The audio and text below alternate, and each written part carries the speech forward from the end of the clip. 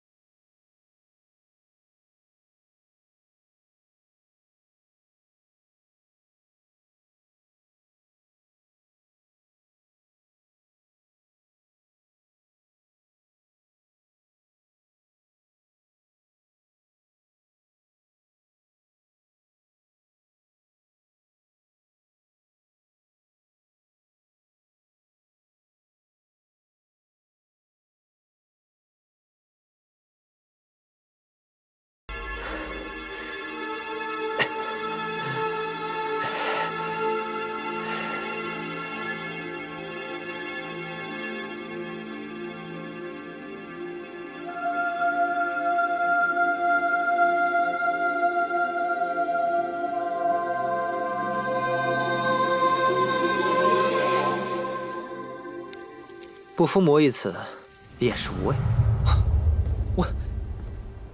我真不知道该说什么好。主上之前说以黄粱梦为饵，替薄仙子报仇，所以迟迟未种下。如今你嘎一下把黄粱梦给别人吃了，又耗损了大量的灵力，恐怕灵犀境也不敢用了。我真怕这届庆运大会，你嘎一下动手，体内的离合天嘎一下复发，灵犀境又用不出来，你嘎一下子就没了。早知如此，我就不该听你的，我就该一刀把明义给杀了。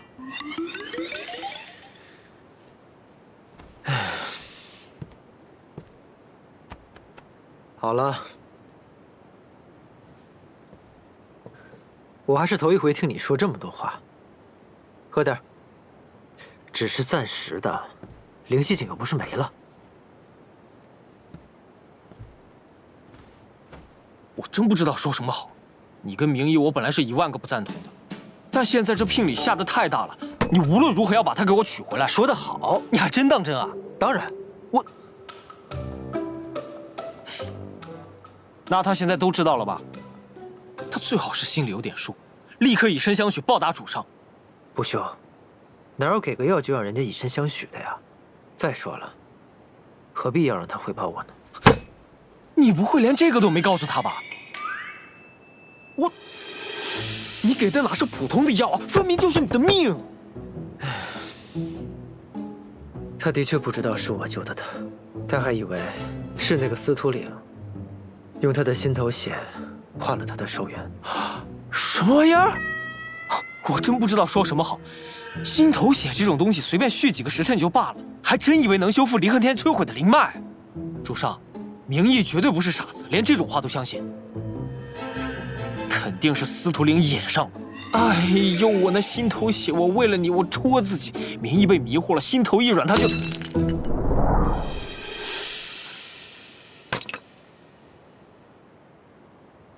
主上告诉明义司徒岭的真实身份了吗？还没有。明白了，我这就去杀了司徒岭。你明白什么了？回来。主上不告诉明义司徒岭的真实身份，又不让我杀了司徒岭，现在放任明义以为是司徒岭救了他，这要怎么样才能给他娶回来啊？明义他不是那种人，他也不会为了救命之恩就以身相许的，那样又有何意趣？我要他心甘情愿。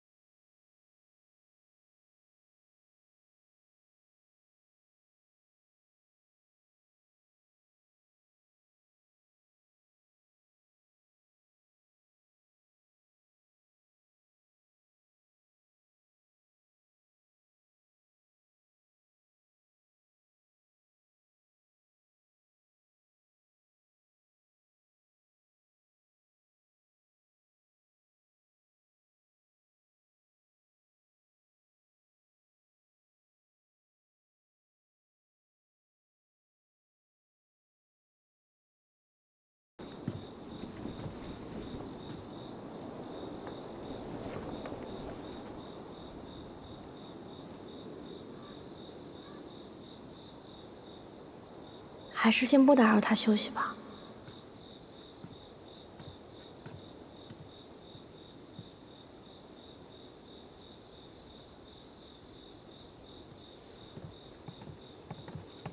要找我？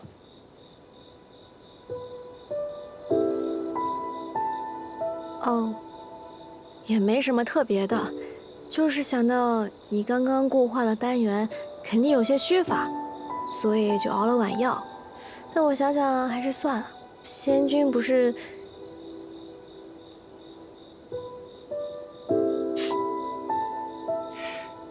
不是，你这好意，我到底能不能领到啊？仙君不是说不吃外面东西吗？还在说这个？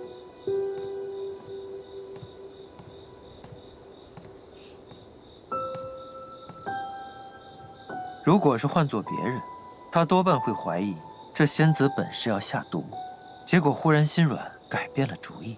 现下不过是编个说法，哄骗罢了。那正好，你呀还是别喝了。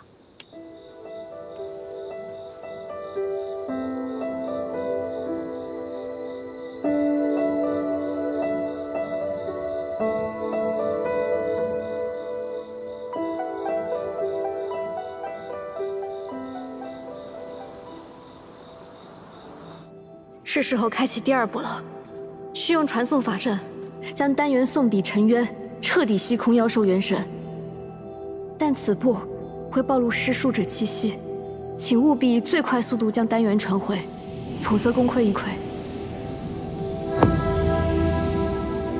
以无身作计，引浩然正气。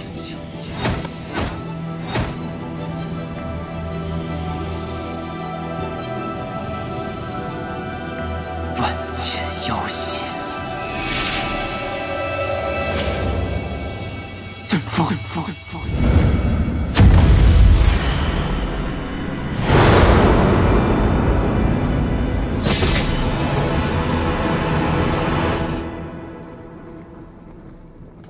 请。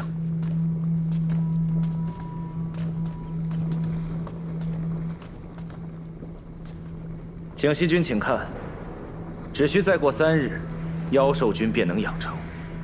届时，妖兽的数目、力量，都足以媲美100年前灵脉女仙豢养的妖兽。我过去一向嫌齐星渊绳床瓦造，上御旁风，没想到这个穷山恶水，哼，居然派上了用场。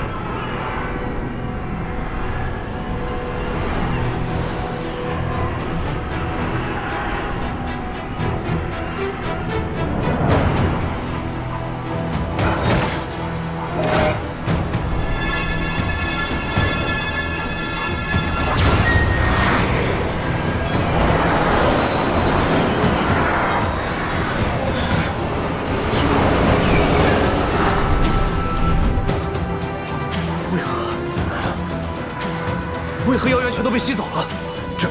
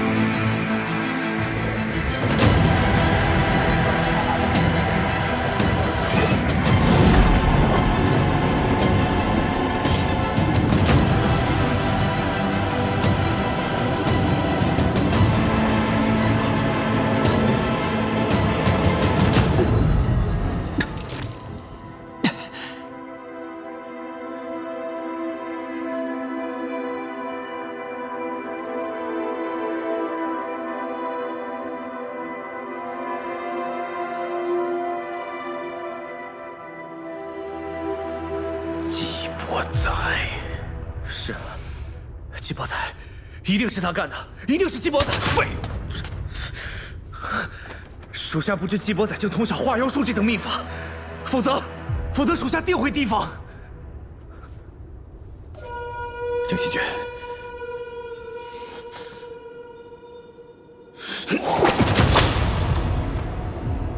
果然不能对这个地方有一点指望。穷山恶水，产废物。绝地三尺，你给我把季伯载找出来！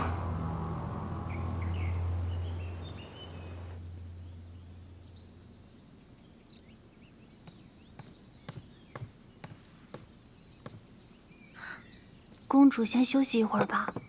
寿华潘宫的尊者可绝不能是花架子，这青云大会的任何细节，我都要牢记于心。公主真的长大了。是输怕了。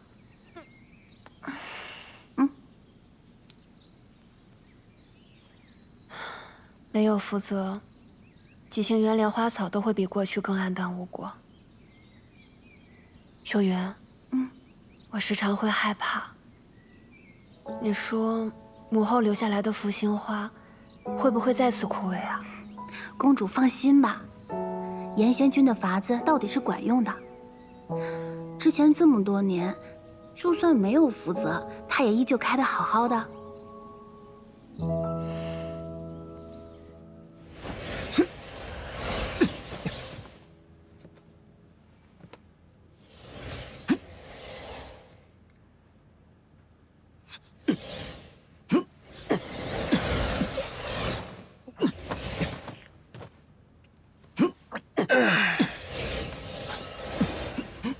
各位，我们没日没夜的训练，而身为最重要的战客，季伯载却连日不曾现身，置整个寿华叛宫于不顾。那我们还练什么？我们拼死拼活的又为了什么？就是啊，对啊，为什么？青云大会是团战，我们需要的领袖是能够统领大局的，而现在，像季伯载这样的人。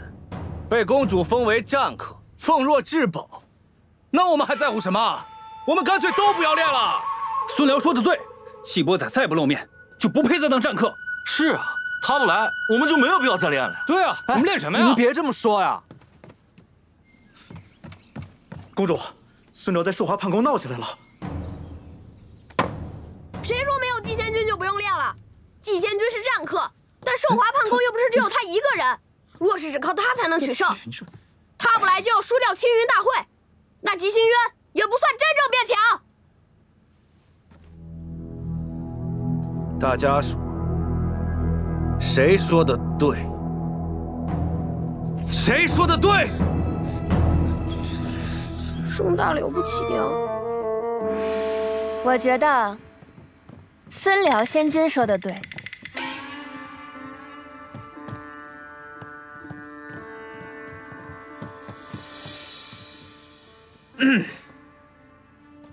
季伯载身为战客，却对寿华叛宫不管不问的，在他的心里面，根本就没有吉星渊。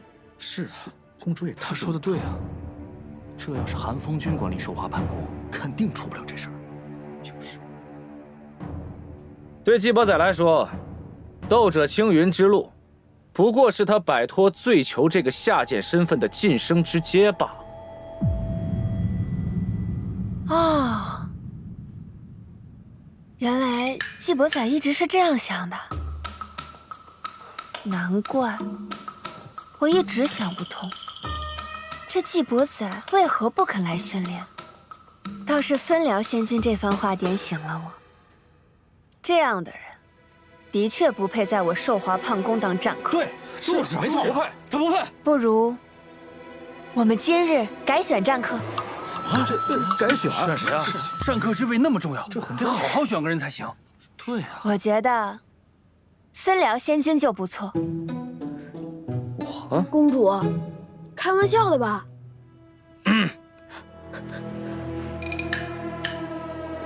本公主作为寿华叛宫尊者，自然不会开玩笑了。孙辽仙君参加了上届青云大会，从经验上来说，就远超于其他斗者。况且，无论是从斗者选拔，还是近期寿华胖宫集训，孙辽仙君都积极主动，态度优异。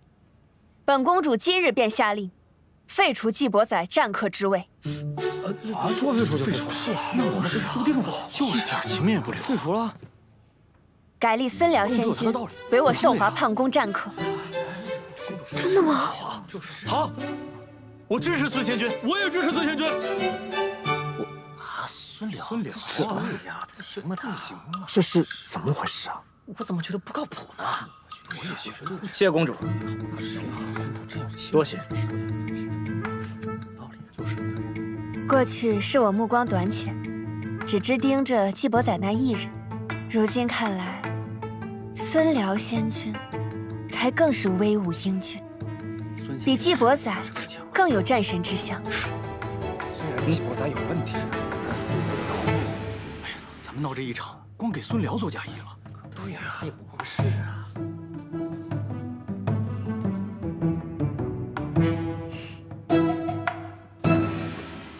孙辽仙君，定要带大家好好练习。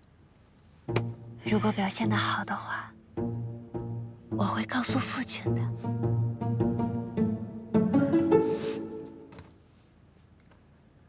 是，公主。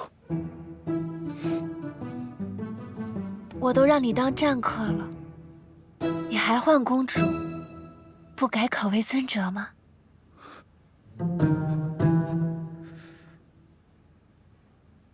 天机为何要出这样的昏招啊？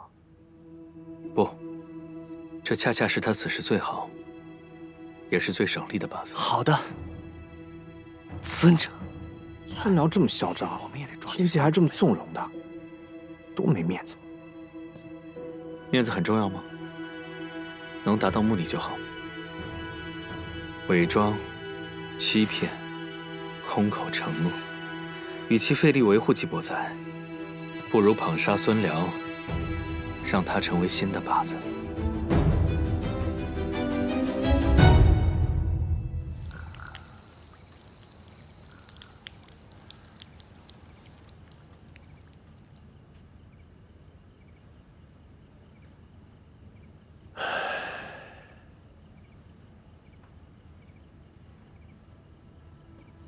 韩风君找我来有什么事啊？哎，这棵树是怎么了？之前还好好的。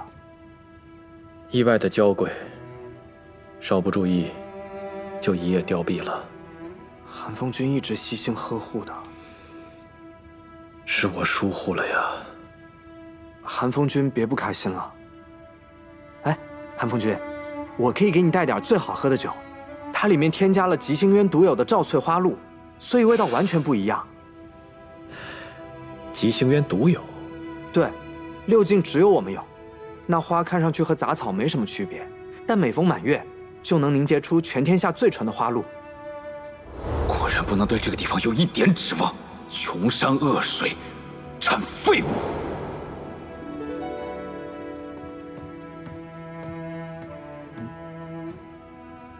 这是从隔壁库房打扫出来的杂物，无甚用处。殿下，您看怎么处理？韩风君，这是……我都快忘了，这还是天机给的。天机？恍如隔世啊！那几年，我们叔侄的关系还是很亲的。天机这丫头尤其是甜，一个糖盒，她也舍不得扔，又不想让神君知道，就让我这个叔叔替她保管了。因为天机把韩风君当靠山啊。所以，看到他和季伯载联手，能不让我心凉吗？不会的，那只是他嘴上说说，他就是觉得季伯载作为斗者时特别威风。天机对季伯载，不会的，他喜欢的人不是他。所以这才更让我心凉啊！当初那个把叔叔当靠山的小姑娘，现在去哪儿了呢？他以后又会怎么样呢？我一定能保护天机，绝不让他受半点伤害。我都没有这个信心。韩风君怎么会没有信心？季伯载，整个极星渊，有谁知晓季伯载的过去？他一个醉囚，又缘何能够生出灵脉？光这一点就已经够让人不安的了，更不提，自从他打败瑶光山、平步青云之后，极星渊便一直动荡不断。是吗？你知道不久前极星渊有妖兽出没吗？我以为那是有人添油加醋，竟然是真的。本君正在追查此事的真相，所以你能为天机扫平所有的危险障碍吗？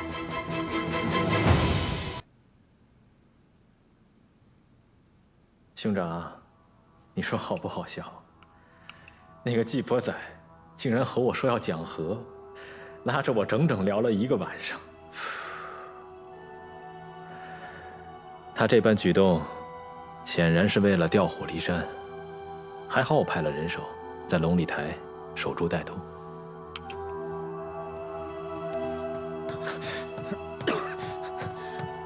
韩风君，他滚！是。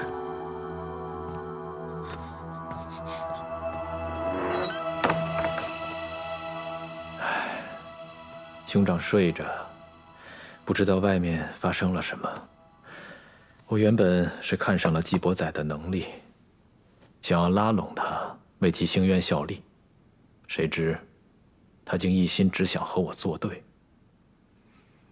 兄长，他什么都不懂，为极星渊赢下一场青云大会根本算不了什么，只有像我这样，将妖兽豢养成群。拥有了妖兽的力量，极星渊才不会惧怕任何人。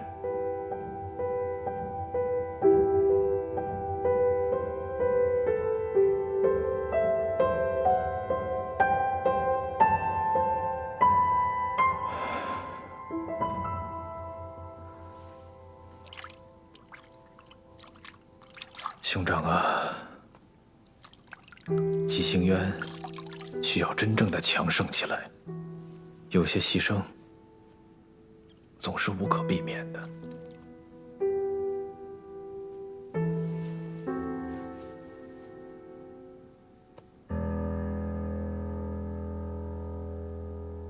属下无能，让闯入的人跑了。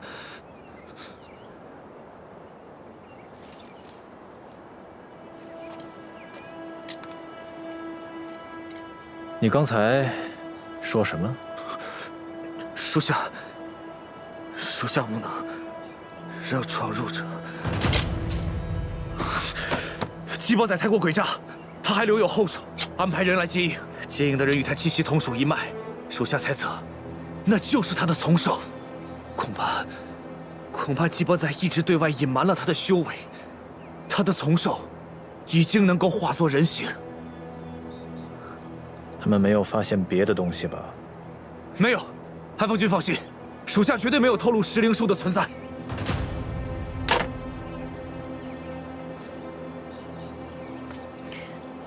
是属下失职。那季伯载因和明义发生口角，被赶出房间，宿在花月夜。我等便受命监视寿华潘宫，盯了明义1宿，只是未曾想到那季伯载竟能让明县那只白猫听命于他，还和他自己的从兽联手将孙秀。在寿华潘宫集训这几日，你当这个医师还真是尽忠职守，与季伯载磨合的那般默契，我每日都看在眼里，都不由得担心，莫不是你？我只是不想和季伯载的关系闹得太僵，否则更办不好事。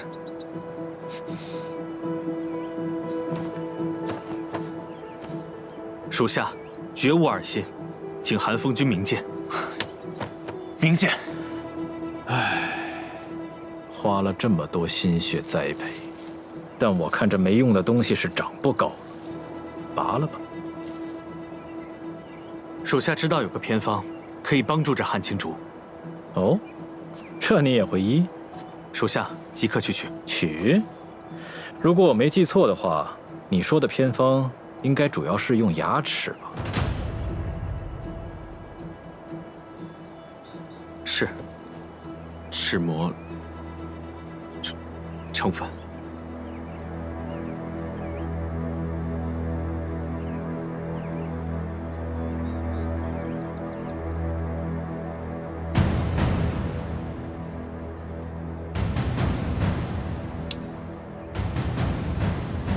我可没有说要用你自己的牙齿。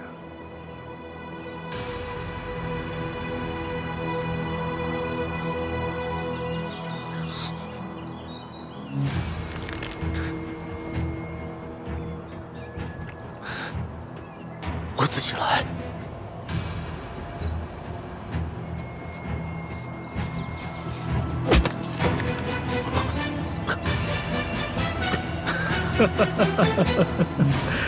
果然是医术高明啊，连孙辽啄口顿腮的毛病都治好了。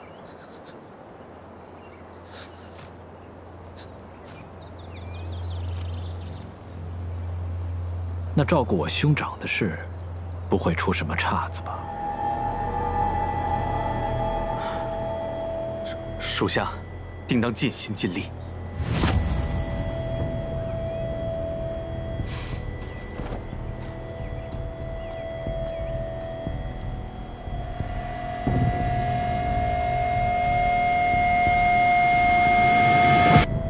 那棵树绝对有问题。穆奇白喜种花木，但在他的院中只有那一棵树有长成之势，倒像是吸干了别的树，供养给自己。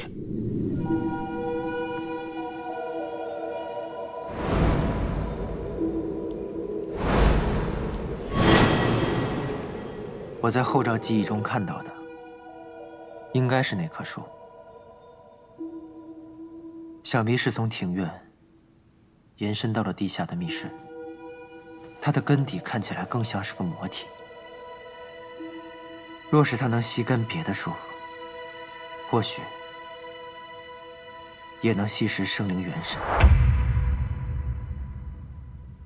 我在书中看过一种来自莽福灵沼的古老秘术，可以把元神从人身上剥离，寄养到参天巨木上，成为石灵树。这树周围都是血腥气，石灵树可以保元神存活，直至有人使用它们。这难道就是星柳说的豢养妖兽的特殊法门？妖兽最好的滋养就是生灵元神。100年前妖兽祸乱，所经之处人尽视之，就连豢养他们的灵脉女仙都被他们吞噬了。这穆七百若是把这些妖兽集结成军，后果不堪设想。这么大的事儿，咱们赶紧上报极星神君吧。神君已被穆七百控制，常年昏睡不起，与傀儡无异。那告知其余武将，这些上位者不过是一丘之貉，若让他们知道有妖兽军的存在，恐怕只想占为己有，利用此力量主宰六境。并非所有上位者都受权柄奴役，总有人会为了六境其他生灵考虑的。我们应该尽量联合起所有人。哼，联合？怎么可能？但是我们的力量势单力孤，那些妖兽军太厉害了，以我们的力量，一旦无法阻止穆七百，六境会遭遇什么？你说夏境供养7年，在瑶光宫那样的地方安稳长大，自然会相信六境中还有正义之士。若是你在尘渊活过1日，便会明白，什么才是人性的贪婪和恶念。若是妖兽军公开，轮不到穆七百作乱，六境都会为了此力量陷入混乱，你们瑶光山也不例外。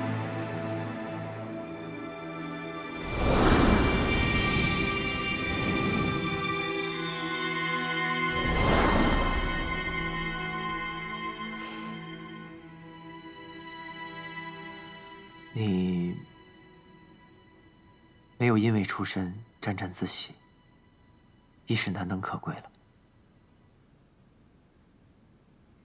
原来出身上级，这样就是难能可贵了。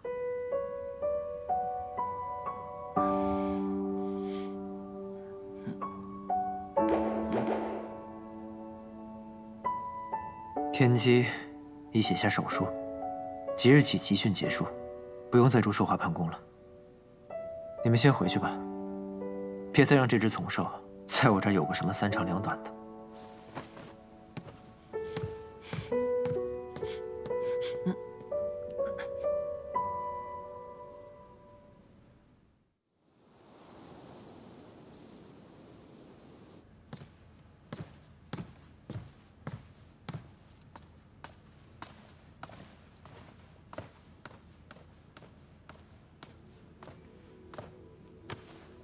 参见父君。朝宇，你此番平定苍梧丘之乱做得很好，可有想要的赏赐吗？职责所在，不敢居功。你平乱有功，本君就封你为景西君，如何？父君所赏，皆是天恩。只是，儿子只盼能为父君。对了，前几日司判堂和伊势堂传出流言说，本君要封你为太子，不知你是否也听到过这样的话？给你看样东西吧。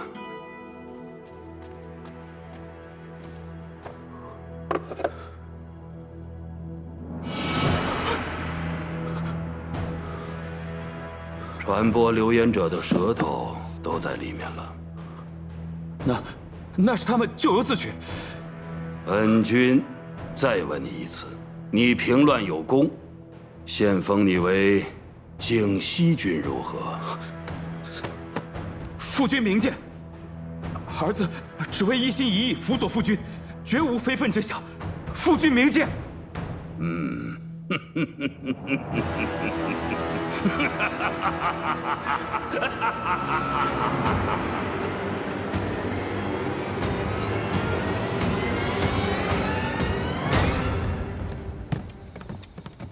恭喜殿下，贺喜殿下获得锦西君位。滚！殿下恕罪。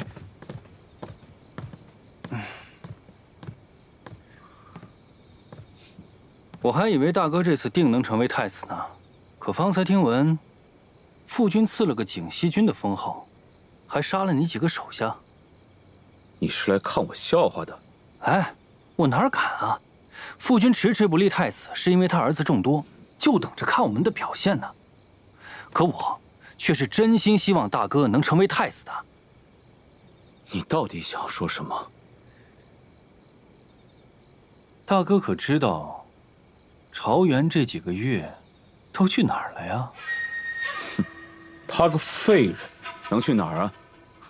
他呀，听说吉星院在陈园炼药，去那边找黄粱梦了。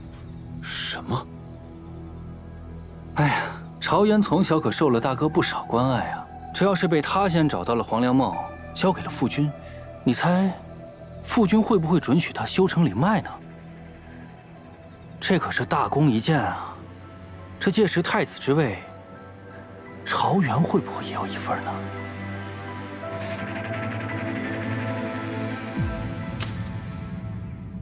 什么？那位大人物要亲自来吉星渊？是，但斗者身份受限，不得入境。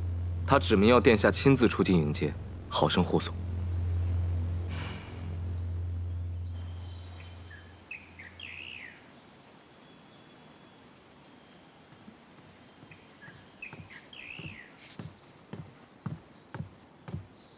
主上，守了这几日，穆奇白总算离开龙丽台了。是，他背了船车，瞧着是要远行。我将明仪做的石图印放在他的船车上，6个时辰之内都能警示他的位置。他做的这些小玩意儿，倒个个都能顶用。确实，之前我依主上要求在龙丽台附近观察27的行径，他也确实认真盘查，没发现其他问题。他这么听明义的话，想来是他和明宪的感情甚笃，所以明宪的从寿才会对明义一言听计从。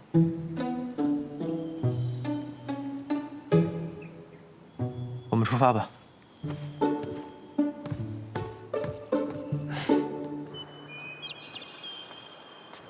季贤君，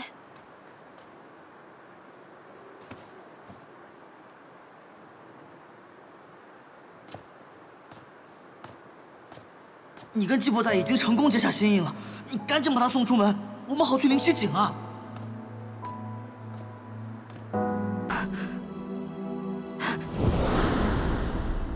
是他，卑鄙小人！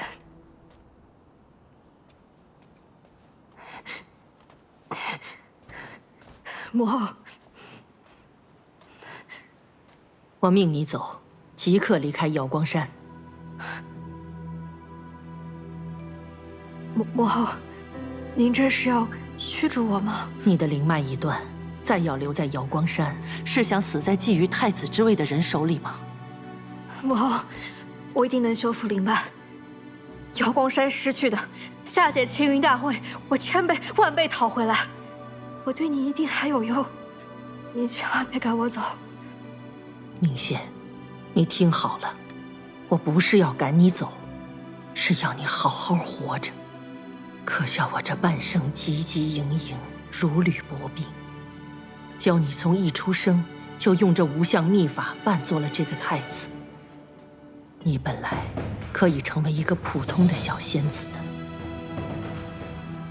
这道至强至密的障眼法，让你在所有人的眼里，都只是一个男子的面貌。可是现如今，你的灵脉一断，一切都成了空。明宪，留在瑶光山，并不是一条生路。我放你走，你撤去无相秘法，恢复你本来的样子，谁都不可能认出你来。好好活下去，永远别再回来。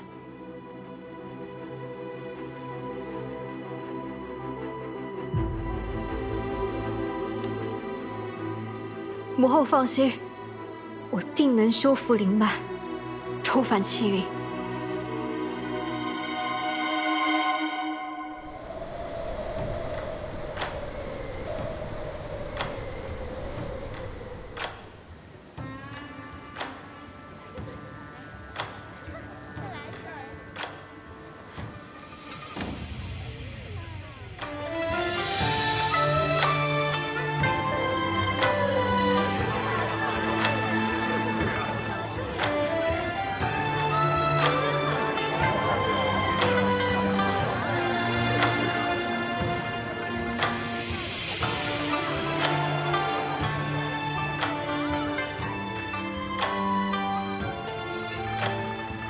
季仙君，我去找别的仙君了。这可不许。季仙君还真是把花月夜当家了。这青云大会一落幕，你就来了，在这流连的时间可比我都久。我辛辛苦苦出战青云，不就是为了今日？要什么有什么。明明是我有什么，季仙君就要什么。是吗？那你有什么？季仙君，吃颗葡萄。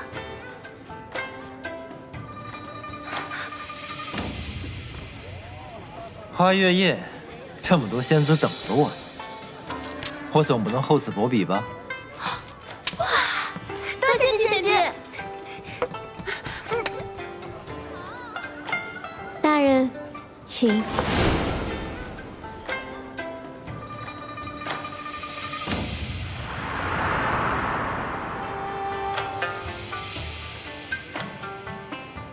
季伯仔这小子，赢了青云大会后，日日花天酒地，寻欢作乐，果然是个卑鄙无耻的小人。2个月了，我都无法近他身。今日他得封青云斗者称号，大摆宴席，我定要抓到这个接近他的大好机会。听姐妹们说了青云大会的事儿，你也知道这种地方嘛，一件事儿能被传成几百种模样。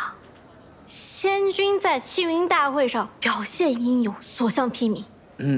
那一看就不是那种会被区区名县一招击败的普通人。会传我这种话的，是不是季伯仔？不，仙君。季伯仔他根本就是在胡说八道。这和季仙君有什么关系呢？那你为何会同我讲这种话？仙君误会了，我只是……就现在，啊！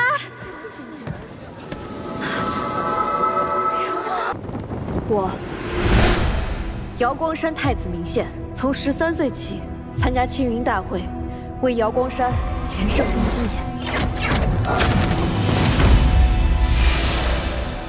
从小我就用法术女扮男装，在外人眼中我是个男子，他们都说我是河虚最能打的战神，说我是英雄。我哪是什么英雄，不过是一时一刻都不敢松懈罢了。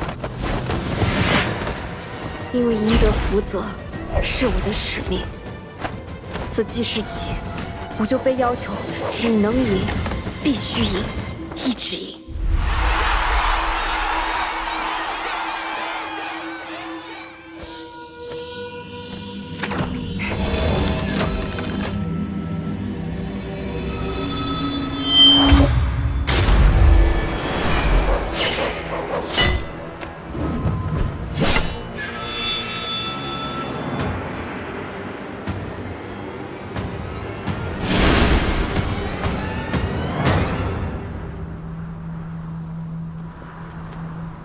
我就说，还有漏网之鱼。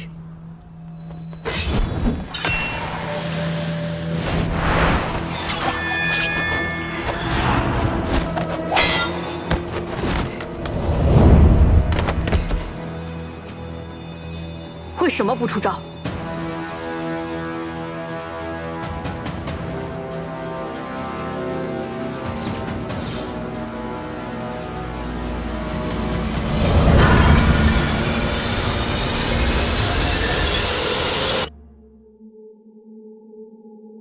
他们都不见了，急行员输给急行员吧？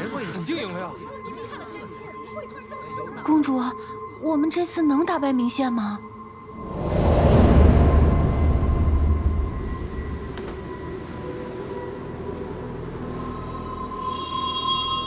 这个空间限制了我的灵力，连战甲都无法维持。此人不简单。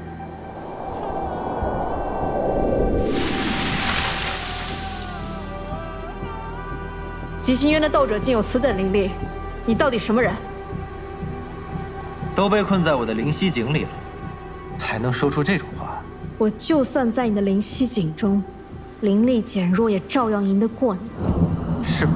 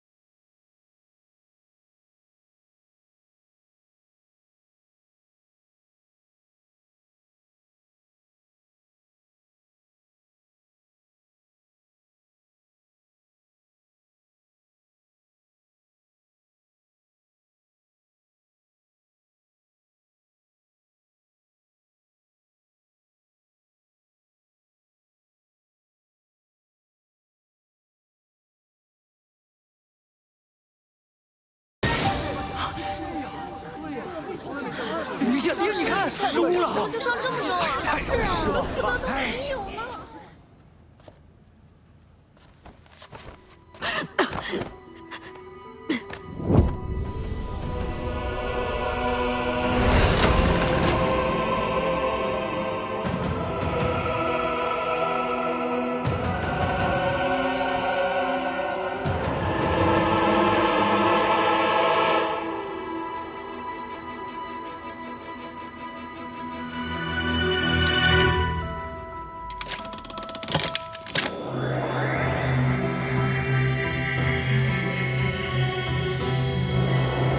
此次两境会，吉星渊胜，是为上境；瑶光山为下境，福泽降临。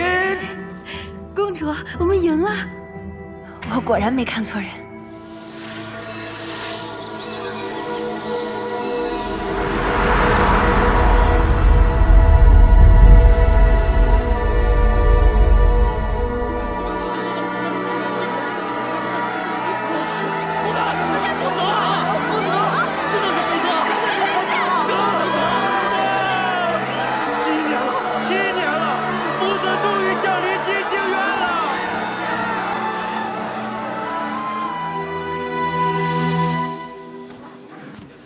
输了还有脸出来？就是，废话，都怪他，没有脸。就是，你说到手的福泽就这么没了？没有福泽，瑶光山就会灵光暗淡，大地干涸呀！没有福泽，连灵石都画不出来，这日子怎么过呀？是啊，你不配当我们的战神。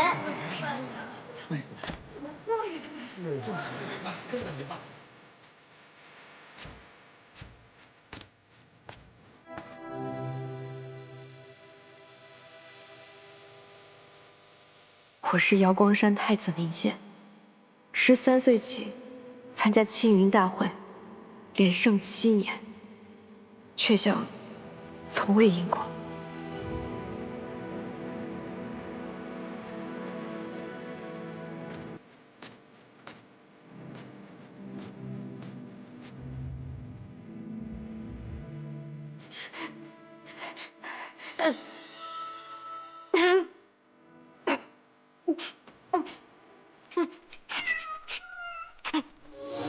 明宪，明宪，你怎么了？而且，我灵脉断了。怎么会？看着像中毒，好生厉害的毒。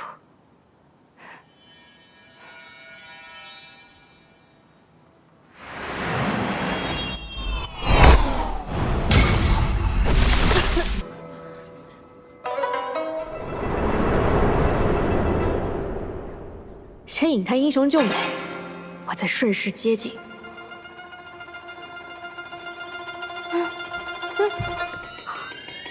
打扰了，不吃这招。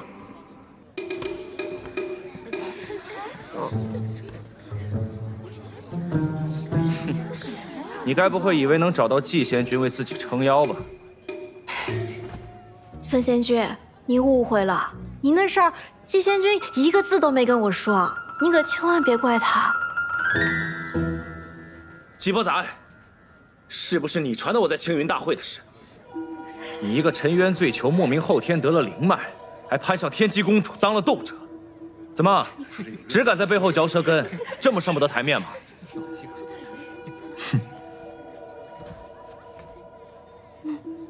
哼！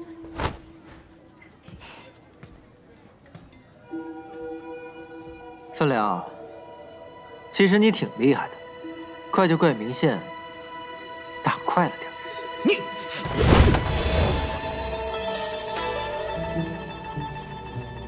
可惜啊，又差了一点。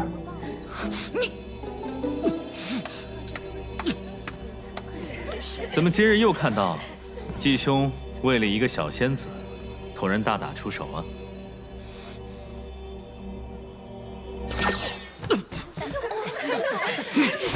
孙良，今日是季仙君的庆功宴，莫要胡闹。哎。算你走运。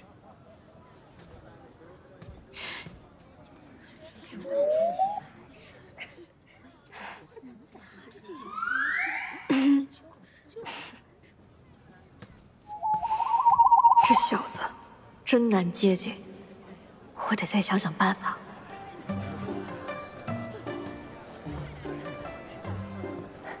季贤君，酒菜已经备好，可以开席了。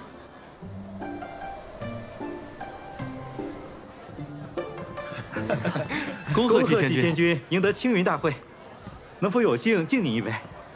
季贤君在青云大会上的表现如此英勇，为我们吉星渊赢得了福泽，今日难得一见，在下敬你一杯。师父说，我的时间不多了。徒儿，你青云大会受的伤给我看看。师父，我不知道中了什么毒，灵脉断了。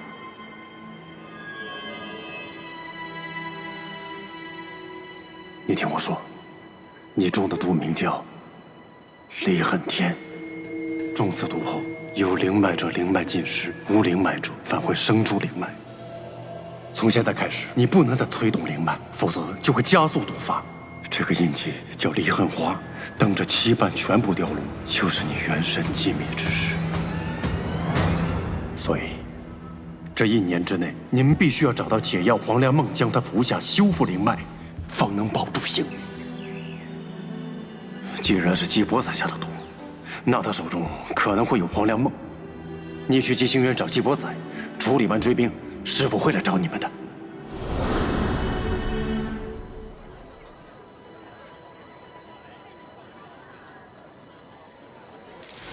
他不吃外食，是怕别人给他下毒。果然，心黑的人看什么都黑。寒风君到。哎呀，不用拜，本君最讨厌这些繁文缛节，都把手放下。以后你们都像伯宰老弟一样，无论在哪儿见到本君，都像见到老朋友一般，这样多好啊！啊！寒风君这是点我呢，我哪敢造次啊？从前做醉酒时，连贵人的灵宠都要下跪。现下混好了，便只求一个不弯腰。本君就喜欢你这个脾气。今天是伯宰老弟你得封青云斗者的好日子，特带了些薄礼，以表心意。你那乌龟海啊，煞是冷清，仅有的伺候也是年事颇高，这怎么能行啊？本君的小侄女天机也是个不懂事儿的，她虽然掌管着吉星渊的寿华判宫，却仍然当不好这个尊者，都不知道给你安排个人。今日本君给你送来2位婢女，日后管账洒扫，你尽管吩咐他们。本君这份薄礼，你可还满意？寒风君对我的乌龟海，盯得也太紧了吧？他们吉星渊内部果然也有隔阂。不是我不领情，今夜好歹也是天机公主为我办的宴席，可寒风君却突然带了2个人过来，我这要是收下了，那岂不是驳了天机公主的面子吗？你不敢驳了天机公主的面子，反倒是不怕得罪本君呢。老弟，这份薄礼，你当真不收吗？君送的礼，季仙君竟然不收，竟然拒绝了，这不折了人家的面子吗？机会来了！不可以，大人才刚刚答应我要带我回乌龟海的。我方才说过吗？说过。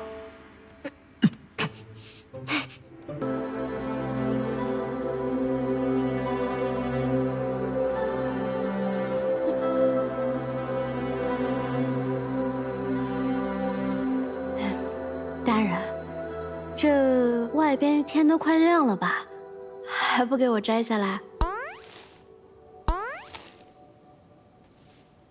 大人，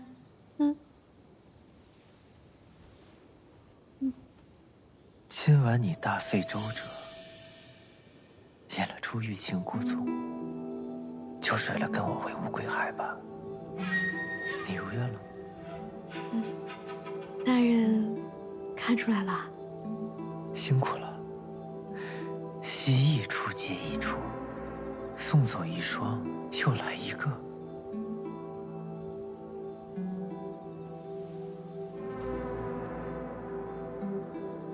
难为你和孙辽暧昧默契的演了一场。大人，你这么说就过分了，你千不该万不该听孙辽质疑我的真心吧？这倒也是。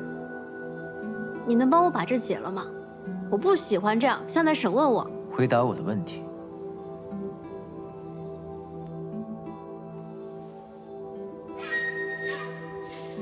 莫非大人就喜欢这样绑着的问法？平时表面看不出来啊。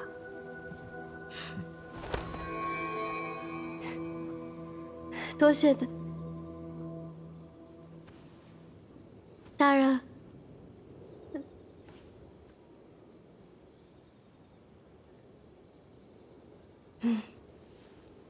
大人，我想跟你回乌龟海，不是很寻常的事儿吗？沉冤罪囚，一战飞升，你是极星渊的神话，是花月夜姐妹最崇拜的人啊！我一心向着大人，大人却这么冷冰冰的对我，这真是太伤人了。以后不许这样了。你叫明义。大人心里有明月的明，大人是我意中人的意。你来花月夜前是做什么的？这还是要审我呢，说多错多，得想个法子堵住他的嘴。我家以前吃采药为生的，父母双亡之后，就来了花月夜。那你……大人问我这么多，可是怀疑我，我看就是不喜欢我吧？那不喜欢我为何带我回乌龟海？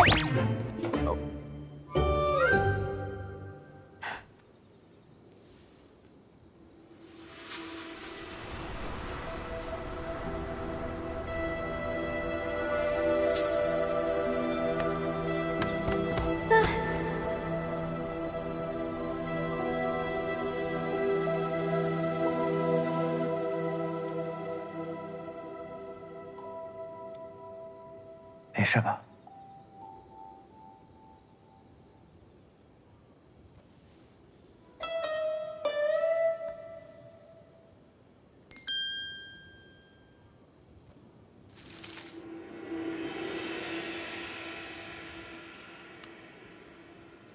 我不喜欢别人太过于主动。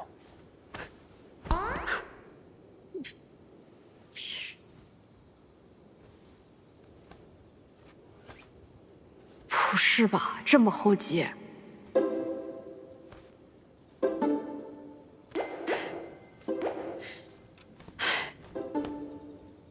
行吧。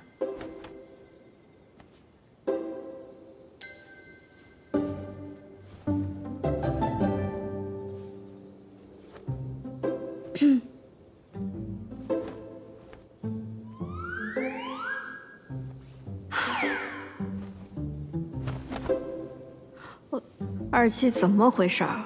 怎么还没好？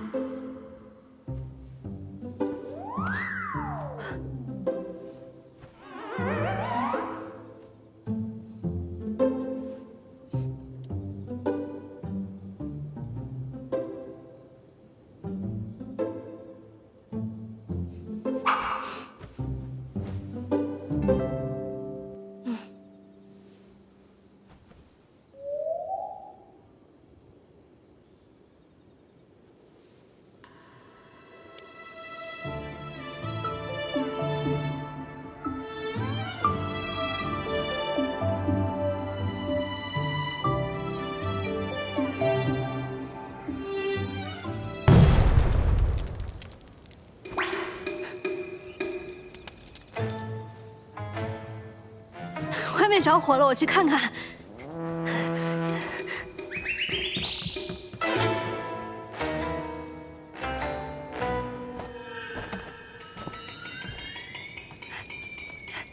哎呀，大人，这怎么回事啊？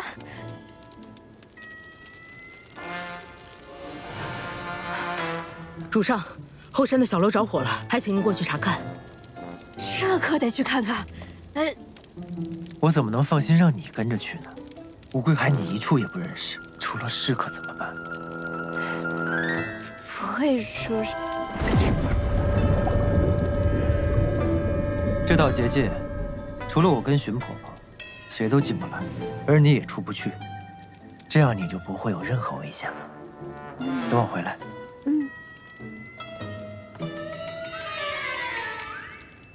你小子！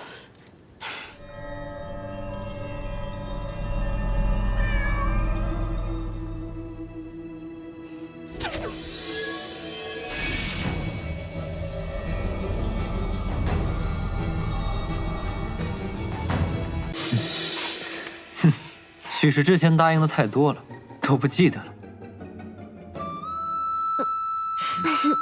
那不如季兄将这3人一同带回去，也算是一段佳话呀。对呀，是啊，一起带回去不更好？这个主意好，本君这就亲自派船车将你们一起送回去。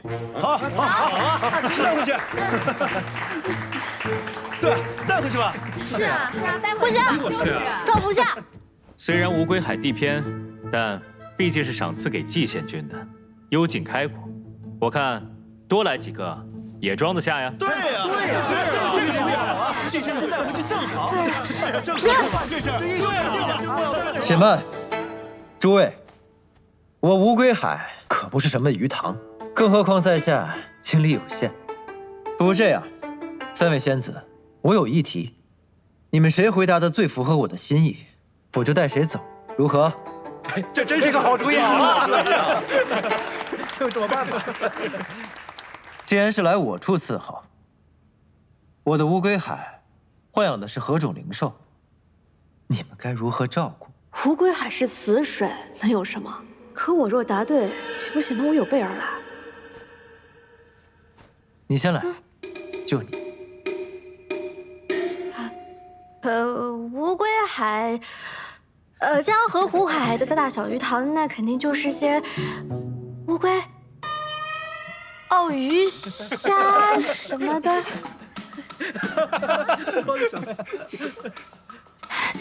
大人，我对你一片心，比灵兽更忠诚，比乌龟海的水更深。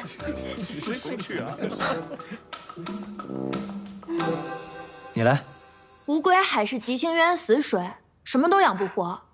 整个府中连一只灵兽都没有。好无知的仙子啊！你当真了解季仙君吗？知道他的喜好吗？大人，你再给我次机会，我肯定答对。什么都不懂，再给他一次机会也是白瞎。大人，还有脸要机会？哎，多少这位仙子一直在纠缠季仙君，难道是季仙君看不上他的？那2位仙子这么了解季仙君，肯定选他们啊！哎，韩风君选的人准没错。我选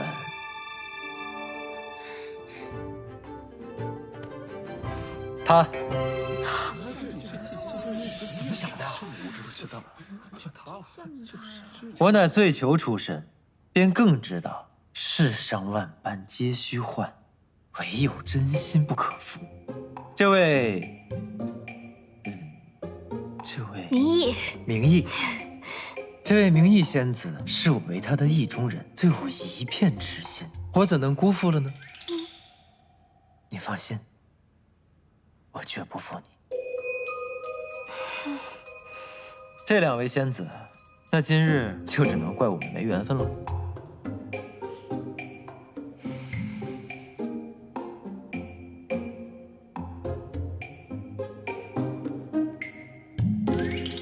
不好对付啊，不过这算是成了。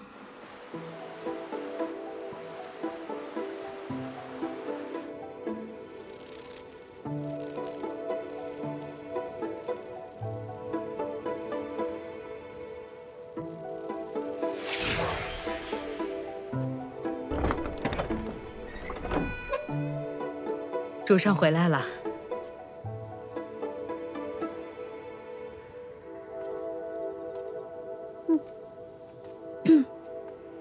大人，这一进门就给我戴上丝带，到底是为何呀？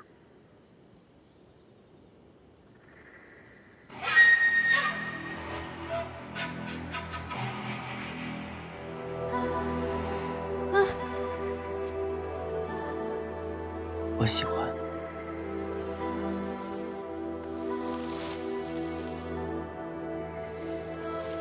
启禀寒风君，季伯仔把那仙子抱进房间了。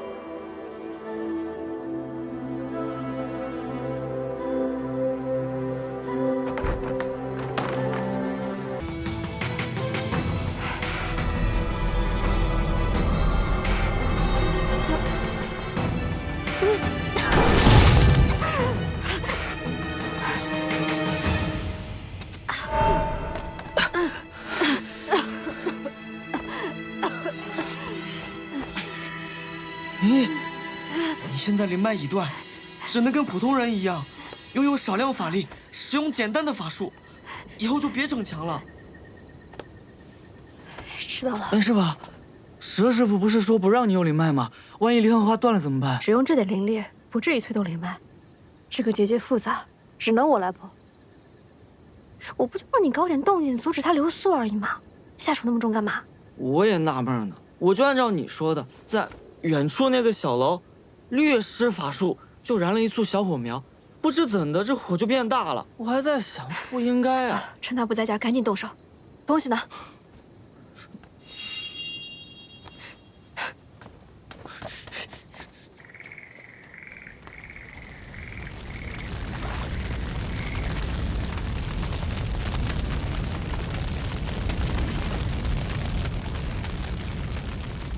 这名义一来就出了这样的事儿，主上放心，老身一定彻查起火因由。不必，天火而已，不必惊动外人。我不喜欢别人太过于主动，还得再应付一会儿。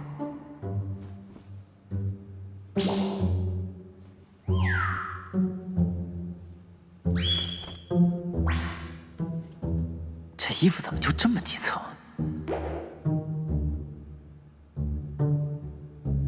不修点个火，怎么还没好？火我慢慢灭。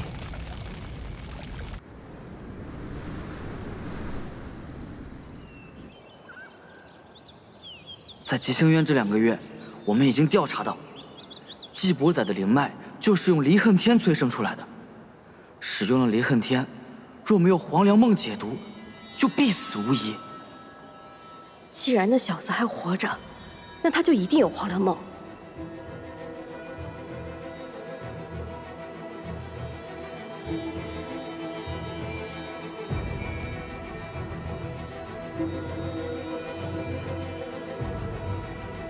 不在这儿。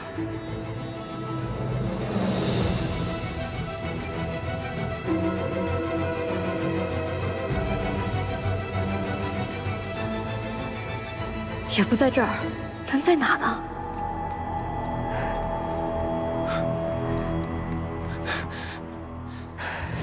离恨天和黄粱梦是双生的毒药解药，以你的毒血为引做出来的法器，按理来讲不应该找不到啊。去那边瞧瞧。主上，小心台阶。他们要回来了，你赶紧找个地方。你居然自己跑了！我们出去这么久，也不知道那小仙子有没有乖乖等着。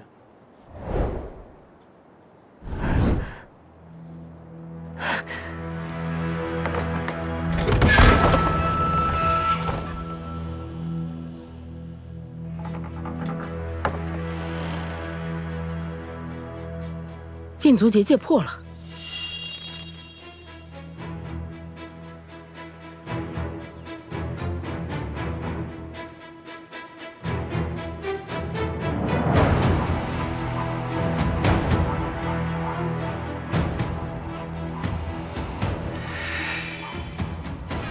主上，他不在房内。